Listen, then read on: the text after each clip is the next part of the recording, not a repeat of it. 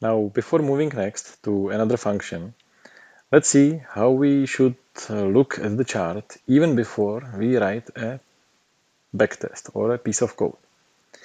I need to know what I want to trade, which pattern I want to follow in the market.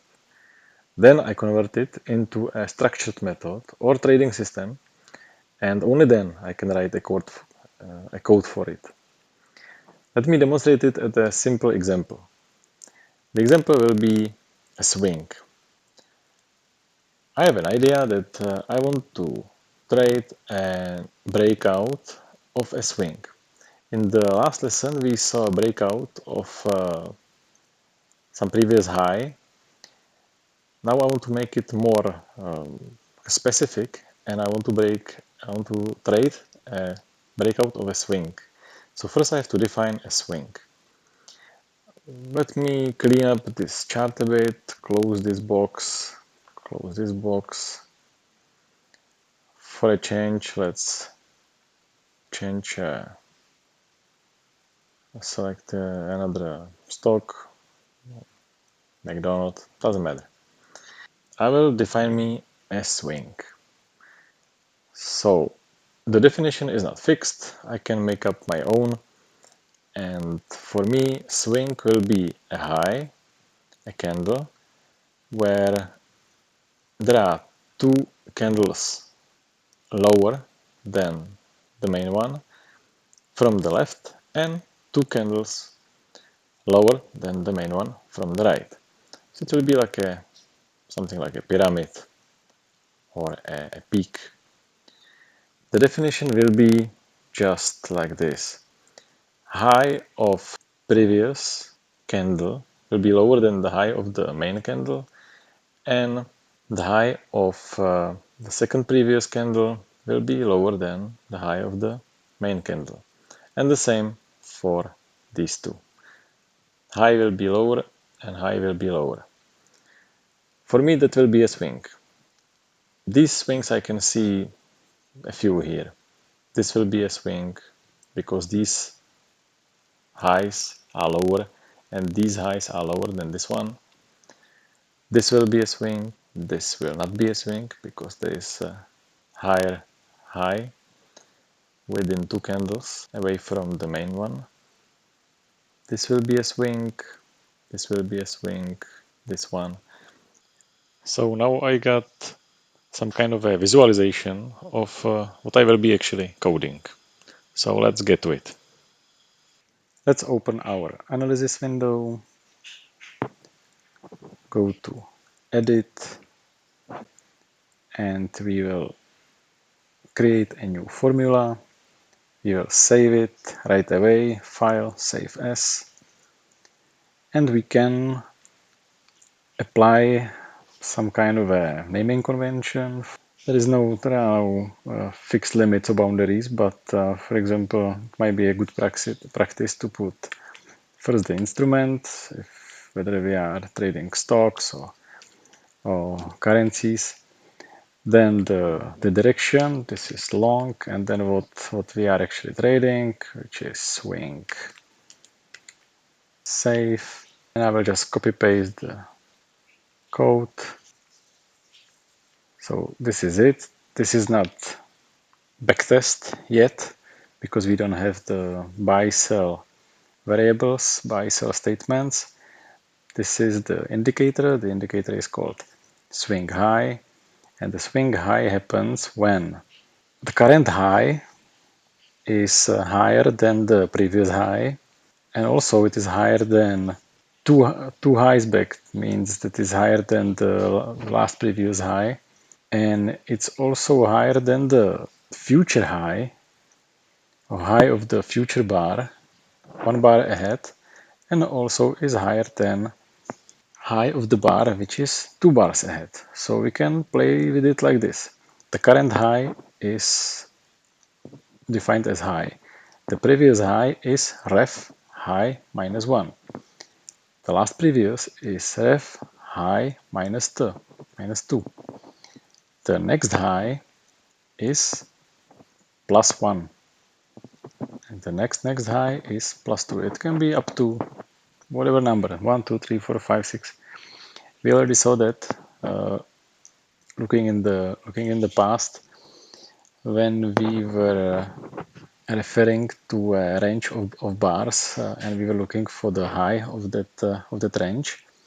We used the same. We used this as the shift to the past. This is a variable that has true false values because it is either valid or not, and we will be plotting it in the chart. So plot our swing high, call it swing high. That's a free text. Color it black, and then we will have our breakout. But let me first comment this, and just to keep there the pure swing high and apply. We should also save the. Here it says here. Look here. When I hover the apply button, it says save and display chart. So it is saving the code. So we don't have to save it. You don't have to click save. Apply is enough. And it will jump to the chart right away. So we have our swing highs. So we have this one, all these candles that fulfill these conditions. That there are two bars behind them with lower highs and two bars ahead of them with lower highs. Maybe you are wondering, isn't it the same as higher high? Because highest high, because it is also the swing is also highest high out of those five bars.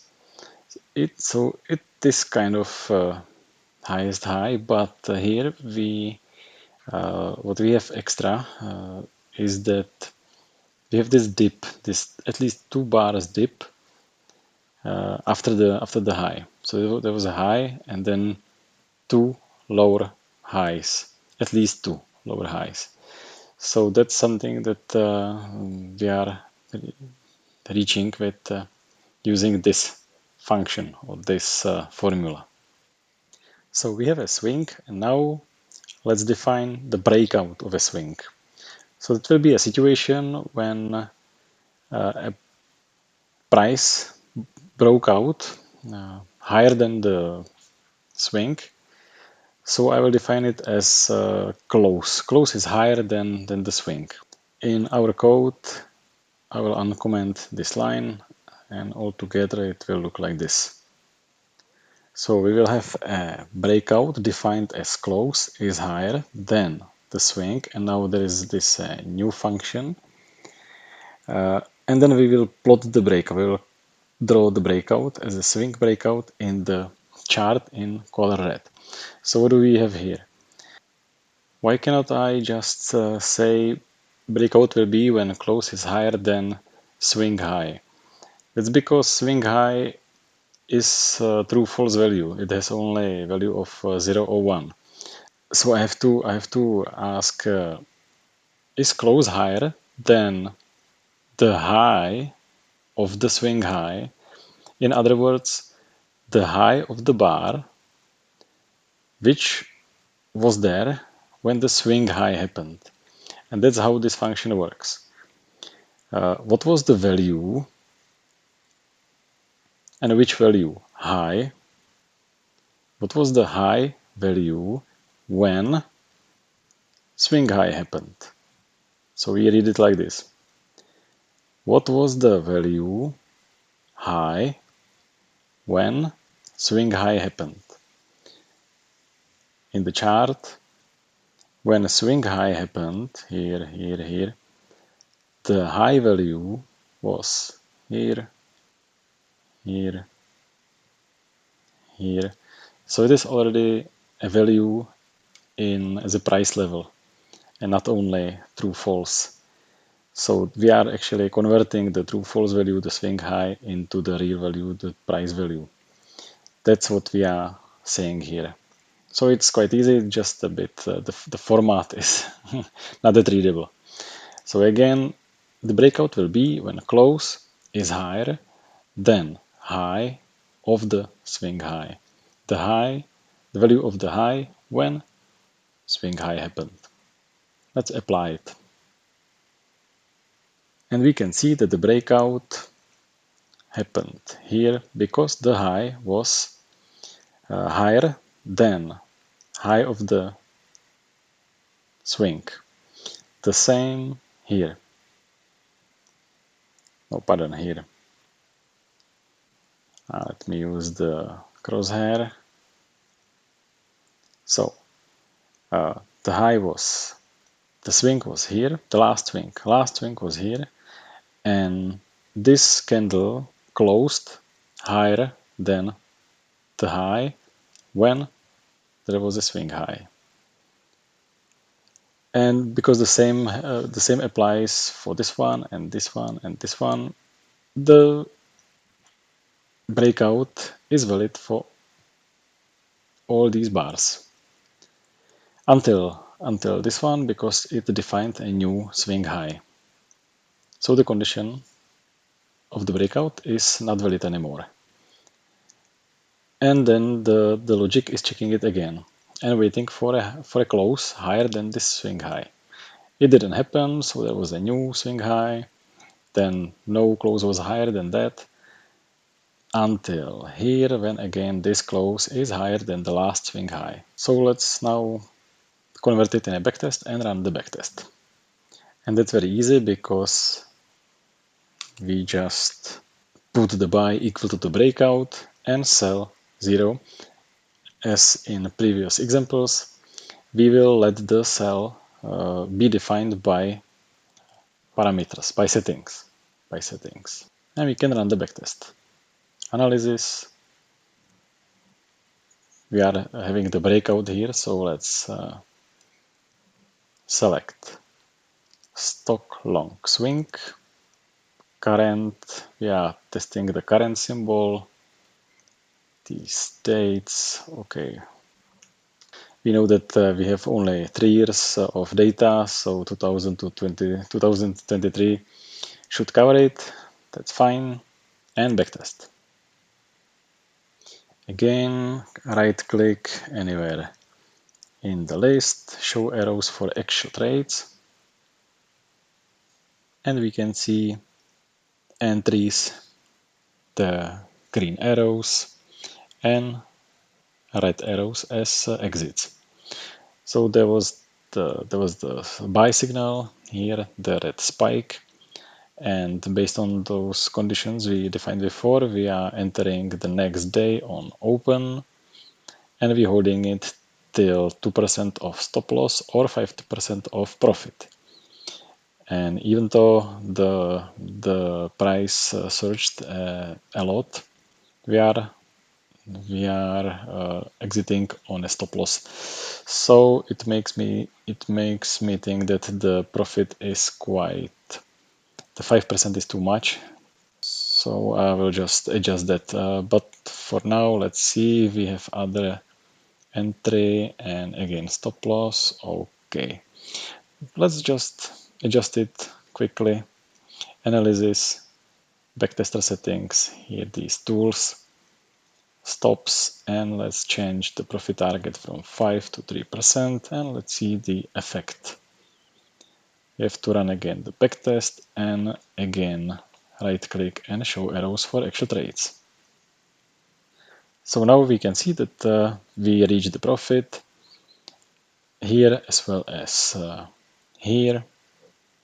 And did it have effect on the backtest as a whole? Let's see the cumulative profit. I think it looks all right. Let's see it in a graphical representation.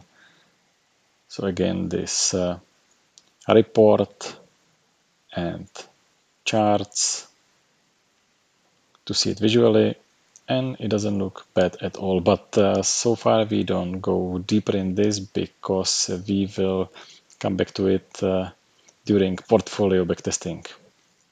So that's it for now.